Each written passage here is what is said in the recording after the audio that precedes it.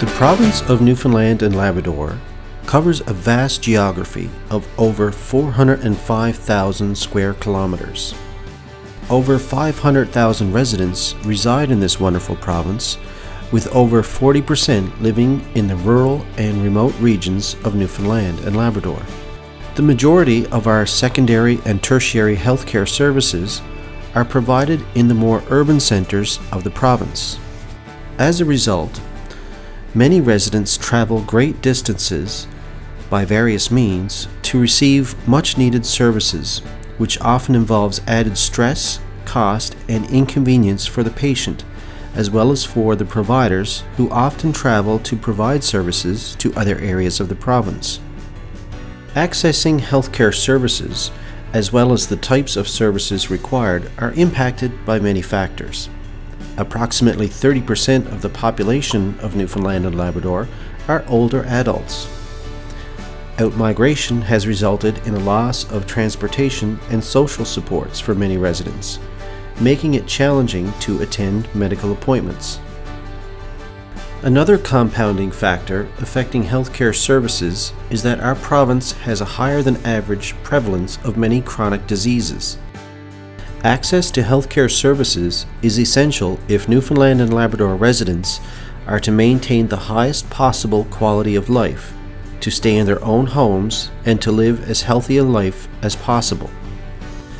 Healthcare services can and are provided in a variety of ways in our province.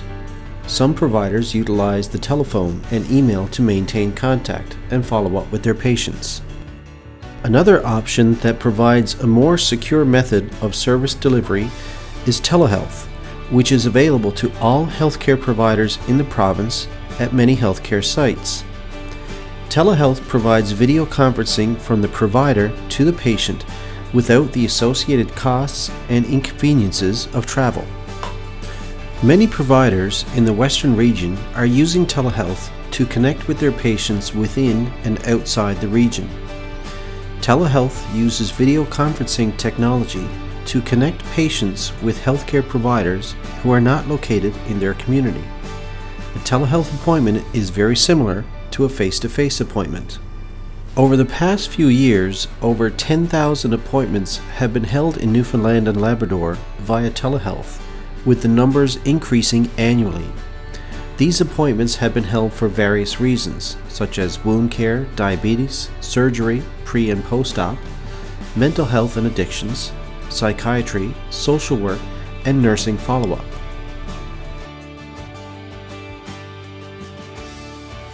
In the Western region, providers and patients can connect to telehealth at over 18 sites, which are located in health clinics throughout the region.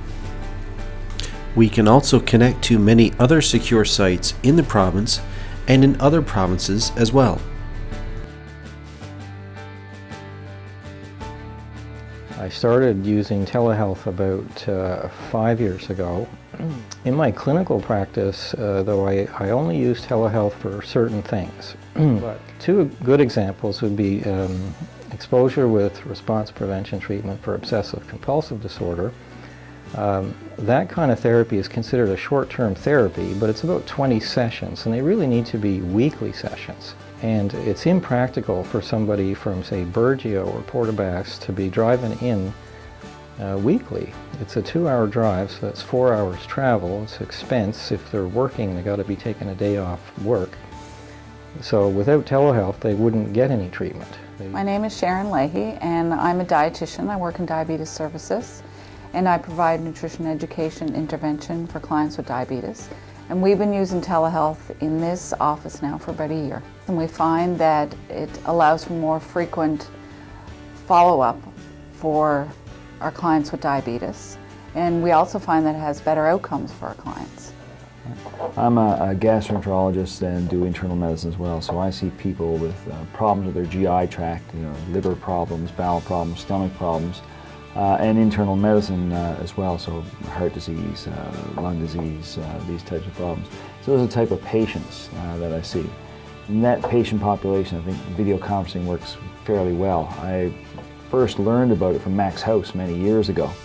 And of course, Dr. Scott McKenzie has been using it as well, and I've watched him and spoken to him about it, and that's how I got interested in it.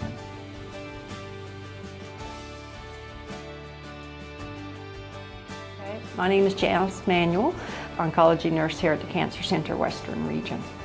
We've been using it for at least 6 years now. Well, absolutely, best thing is our patients don't have to travel. We don't have any medical or radiation, no oncologist specialists here in Corner Brook or in the Western Region. Everything is out of St. John's, so our patients no longer have to travel just for a quick 15-minute appointment or any follow-up that's necessary. And just some people are not well enough to travel, so it's nice that they're able to get this service. Service is available throughout all the peripheral areas on the West Coast, like in Port aux Basques, Stephenville, Bombay, Port Saunders. Our patients can, if they live in those areas, even though they come here to travel for chemo, some of them, they can still have their videoing at those places. So I find that telehealth is a great benefit to the clients because they have less time sitting in the waiting room. Instead of spending the money on gas to get here, now they have more money for healthier food. They've also said that it's great because they don't have to get on the road in the winter time and travel over the roads to get here, which for some people could take up as long as 2 or 3 hours. Diabetes can be a really stressful disease, and if we can lower their stress by not having them travel unnecessarily, and then they see this as being a great help. For me, it helps me in that I can cut down on patient travel, which I know is inconvenient, but still a whole day disturbed if you can drive here, more than a day if you have to take a long drive or a flight or a boat and go overnight. It decreases the stress for my patient. The actual care is no different, it's just as good as being live. So the other kind of treatment would be like for panic disorder, agoraphobia. These are also kind of structured therapies, so I like to meet with the person first, but then they have specific homework which I can check on, but it needs to be checked on frequently, like every week. So telehealth provides that, and these people simply wouldn't get any service without telehealth. So they travel from everywhere, from Labrador, central Newfoundland, St. John's. So we cover a broad area. I asked most of them whether or not they liked it, and universally everybody's agreed that they like it more. Well, the big thing I think is the travel. Also, patients, right now you see more family members come in and sit on the videos, and they're more part of a decision making with that patient who's under our care. It is the time and expense. If you're working, in a minimum wage job, you just can't take a day off, or they can't get the travel. That we can reach out to patients throughout the region without leaving the office, and they find it great because they can come to their local diabetes center or local clinic. Sitting in your local hospital after a 10-minute drive is much better than after a 3.5-hour drive for a 15-minute appointment. I can get all the information I want to the patient, make sure they're informed of what we're going to do, and make sure they're in agreement with what we do, and then they just come in straight for their test.